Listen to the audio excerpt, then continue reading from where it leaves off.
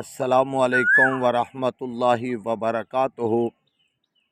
मुअज़्ज़ज़ सामिन व हज़रात, मैं कुरान मुक़द्दस की एक सूरत जिसको कुरान का दिल कहा जाता है, सूरह यासीन का तारफ़ करवाने चला हूँ।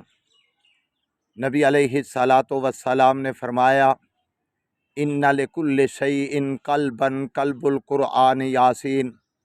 हर चीज़ का दिल होता है और कुरान का दिल सूरह यासीन है।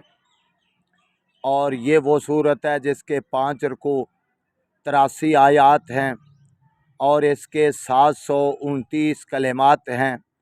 3000 इसके हरूफ बनते हैं। एक हरफ पढ़ने से 10 नेकियां मिलती हैं।